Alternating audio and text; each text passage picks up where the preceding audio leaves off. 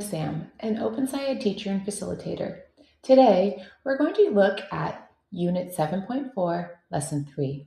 It's the day we stop looking for whole food molecules and start looking for the parts, the atoms that build it. How did we get here? To understand why we're doing this, let's look at where we've been. In the last lesson, we confirmed two big things. Plants don't need soil to grow, and the hydroponic plant food and water they grow in do not contain those whole molecules. Our lesson question now is, what other inputs could be sources of food molecules for the plants? We're moving our investigation from the roots to the things above the surface, air and light. Let's take a look at a lesson at a glance to see how we can get our students through this lesson efficiently.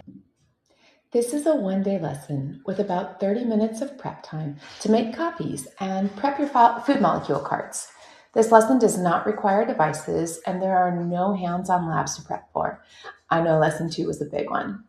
Now let's move on to break this lesson down. This is a one-day lesson and I like to think of it in a flow of 3 big loops. Let's zoom in on those loops now.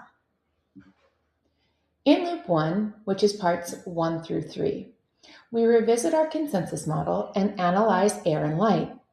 We lean on what students know about light as energy and their prior investigations into air based on past units. We figure out neither light nor air contains whole food molecules. So this creates a stuck point. If none of the inputs have food molecules, where are the food molecules coming from? This brings us to loop 2. We're about halfway through the lesson now. This is where we will shift to looking at parts. It's parts 4 and 5. In this loop, we use the whole food molecule cards to look for patterns at the atomic level, comparing the atoms C, H, O, N, S to our inputs. We figure out every single atom needs to build food is present in the inputs, air, water, and plant food. This motivates us to redefine what counts as a source. In loop 3, we update our models, parts 6 through 8. We revise our candidate lists and consensus model to reflect this shift in our thinking.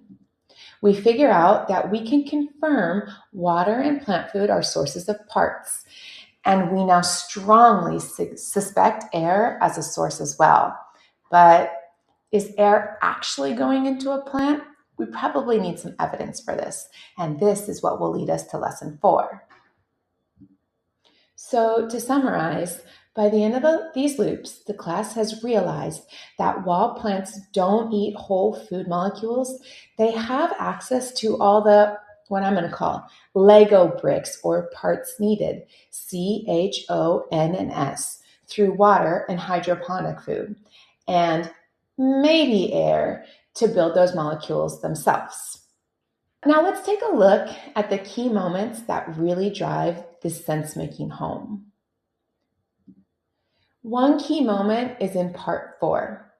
This is where we problematize candidates as sources for plant food molecules. This is really a punchline.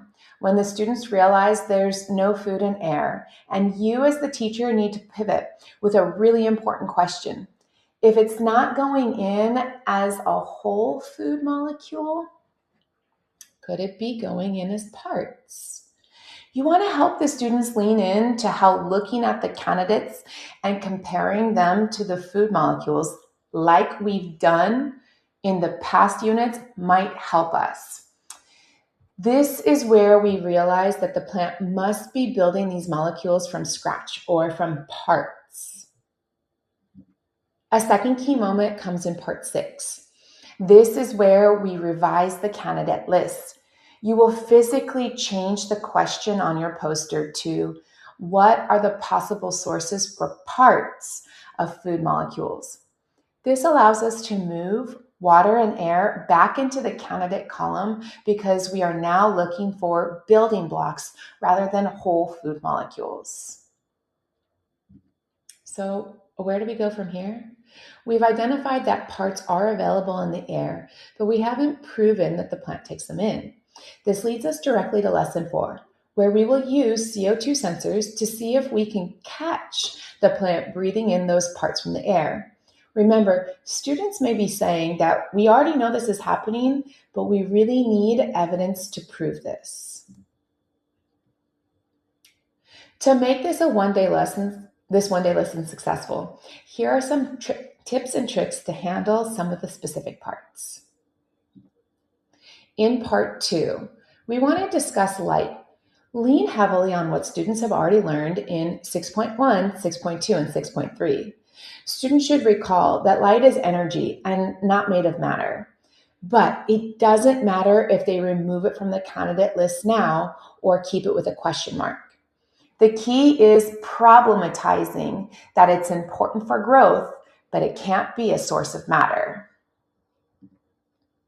In part 3, this is where we discuss air. Students should already know the composition of air from previous units, 6.3, 7.1, and 7.3. Use that knowledge to quickly identify that while air doesn't have fat in it, it definitely has the carbon and oxygen atoms we see in food molecules. This leads us to part 5, which is the food molecule cards.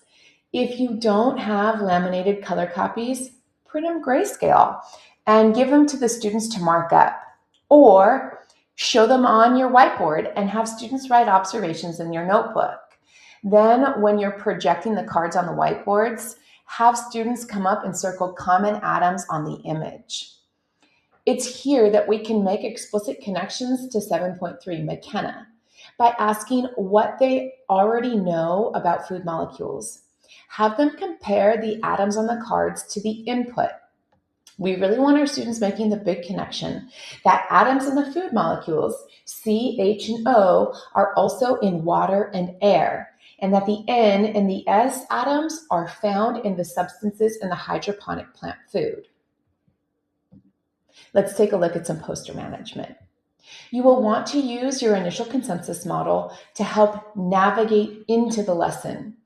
And you will need your candidate poster when we revise our thinking that food molecules aren't coming in as whole molecules, but as parts. When you update your candidate poster, don't erase the old question. Cross out food, like whole food molecules, and write parts of food molecules in a different color. It's a permanent visual reminder of the day that their thinking has changed. Remember to keep these posted in a place where we can return to them in lesson 4 as well. So to summarize, don't skip the stuck part, focus on the atoms, and remember that this lesson is the vital bridge for the rest of the unit. In the next video, we'll work together to prove air is going into the plant. Happy teaching!